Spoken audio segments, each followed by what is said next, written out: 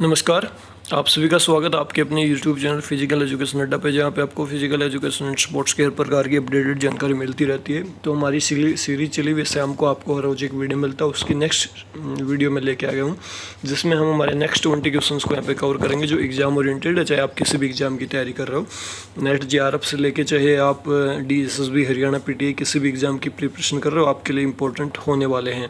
तो बिना देरी के वीडियो को शुरू करते हैं। पहला ही क्वेश्चन है, मानव शरीर में सर्वाधिक शक्तिशाली मांसपेशियां कहाँ पे होती हैं?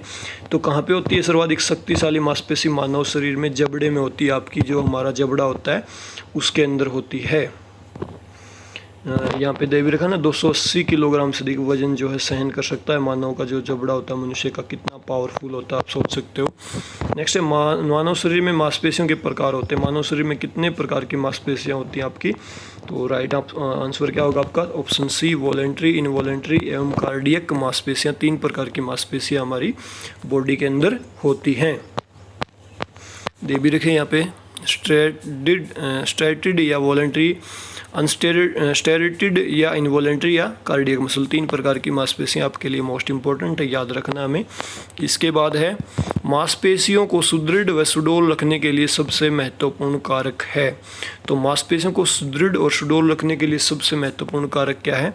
ये सारे ही जो है बिल्कुल यहाँ पे एक्यूरेट है। व्यायाम भी जरूरी है, भोजन भी जरूरी, विश्राम भी जरूरी। तो उपयुक्त सभी ही यहाँ पे राइट हो जाएंगे। इसके बाद है, मांसपेशियों में ऐंठन का क्या कारण होता है? तो ऐंठन का क्या कारण होता है मांसपेशियों में? मसल्स के अंदर खिंचाव होना जो है होता है, इसका एक कारण मांसपेशियों में ऐंठन का कारण। तो यहाँ पे ऑप्शन ए राइट हो जाएगा। इसके बाद है, टेलर्स मसल का नाम बताइए। तो आपकी टेलर्स मसल कौन सी होती है? तो ये होती है आपकी सार्टोरियस मसल्स को बोला जाता है। टेलर मसल बॉडी की सबसे लंबी मसल भी यही होती है। टेलर मसल जांग में होती है हमारे पैर की ये। इसके बाद है, खेलकूद में शक्ति का प्रयोग पर कौन सा सिद्धांत लागू होता है? तो खेलकूद में शक्ति के प्रयोग पर कौन सा सिद्धांत लागू होता है? आपका मांसपेशी का सिद्धांत जो है लागू होता है, क्योंकि हमें एनर्जी जो शक्ति होती है मांसपेशी से ही मिलती है। इसके बाद है, खेल कूद की सभी गतिविधियों के लिए बुनियादी घटक कौन सा है? तो कौन सा है बुनियादी घटक आपका? वो है मांसपेशीय अक्षमता का घटक होना जो है जरूरी है। खेल कूद की गतिविधियों के लिए आपकी मसल्स के अंदर अक्षमता होनी जरूरी है, क्योंकि थकावट मसल्स के ऊपर डिपेंड करती है आपकी मसल किस प्रकार से काम कर सकती है। इसके बाद है, मांसपेशियों को सुदृढ़ एवं सुडौल रखने के लिए सबसे महत्वपूर्ण कारक है।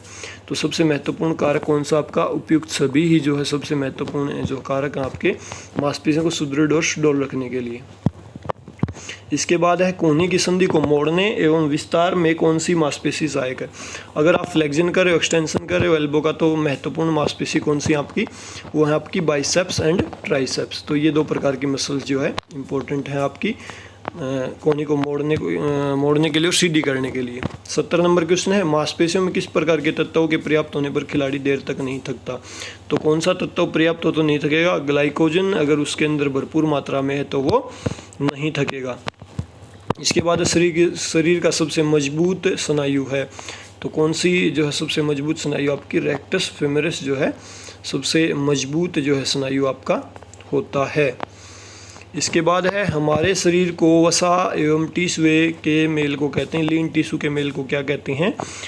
फैट और लीन टिश्यू के मेल को क्या कहेंगे? बॉडी कॉम्पोजिशन कहेंगे, क्योंकि बॉडी जो आप देख सकते हो इसी के ऊपर डिपेंड करती है आपका फैट कितना है, लीन टिश्यू मास कितना है। ठीक है, बॉडी कॉम्पोजिशन इसको बोला जाता है। मतलब टोटल बॉडी का संगठन जो ढांचा है वो जिसके मेल से बना है।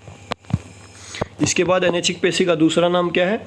तो अनैच्छिक पेशी का दूसरा नाम क्या आपका? अरेखित पेशी आप इसको कह सकते हो। ये सारी बता रखी हैं, रेखित पेशी, ऐच्छिक, बेलनाकार, कंकाल, ये सारी व्याख्या दे रखी है यहाँ पे। अरेखित पेशी कैसी होती है, हृदय की पेशी कैसी होती हैं, सारी दे रखी है यहाँ पे। ठीक है, इसके बाद नेक्स्ट जो है, मानव शरीर में कुल कितनी पेशियाँ पाई जाती है? तो मानव शरीर में कुल 600 से अधिक मांसपेशियाँ जो है पाई जाती हैं। और नेक्स्ट जो है, टोटल शरीर का वेट कितना होता है मसल्स के अंदर? 40%। ये भी इम्पोर्टेंट है। इसके बाद है, हृदय की मांसपेशियाँ किस प्रकार की होती है? तो हृदय की जो मांसपेशियाँ होती हैं वो आपकी अनैच्छिक ही मांसपेशियाँ होती हैं। मतलब वो अपनी इच्छा से काम नहीं करती, खुद की इच्छा से कंटिन्यू काम करती रहती हैं। ये फिर से यहाँ पे एक्सप्लेनेशन दे रखी है, आप इसको ही पढ़ सकते हो। इसके बाद है पेशी विज्ञान का जनक कौन है। पेशी विज्ञान का जनक कौन है आपका अरस्तु को जो है पेशी विज्ञान का जनक माना जाता है। इसके बाद है पेशी विज्ञान के अंतर्गत किसका अध्ययन किया जाता है। तो पेशी विज्ञान के अंदर किसका अध्ययन होता है आपका गति की स्टडी जो है की जाती है। किन्सियोलॉजी शब्द ग्रीक भाषा के शब्द यहाँ पे पढ़ भी सकते हो, इसको वीडियो को पॉज करके आप। फादर ऑफ किन्सियोलॉजी किसको बोला जाता है, अरस्तु को बोला जाता है, मोस्ट इंपॉर्टेंट। इसके बाद मांसपेशी तंतु के संकुचन एलिमेंट को क्या कहते हैं। तो संकुचन जो कॉन्ट्रैक्टाइल एलिमेंट उसको क्या कहेंगे, मायोफाइब्रिल। इसके बाद है शरीर रचना भाषा में हृदय की मांसपेशी को कहते हैं। तो शरीर रचना भाषा एनाटॉमिकल जो लैंग्वेज उसमें हृदय की मांसपेशी को क्या कहेंगे, मायोकार्डियम, ऑप्शन ए। इसके बाद है लास्ट क्वेश्चन आज का, मांसपेशियों की पूर्ण टोन रखने का एकमात्र उपाय है। तो वह आपका उचित और पर्याप्त व्यायाम करना। तो ये थे 20 क्वेश्चंस आपके डेली रूटीन के कंप्लीट हुए। कैसे लगे आपको वीडियो के नीचे कमेंट जरूर करें। अच्छे लगे तो वीडियो को लाइक कर सकते हो, शेयर कर सकते हो और इसी प्रकार के वीडियोज़ के लिए लगातार हमारे साथ बने रह सकते हो। अभी के लिए वीडियो में इतना ही। वीडियो को लास्ट तक देखने के लिए आप सभी का बहुत बहुत धन्यवाद। Thank you.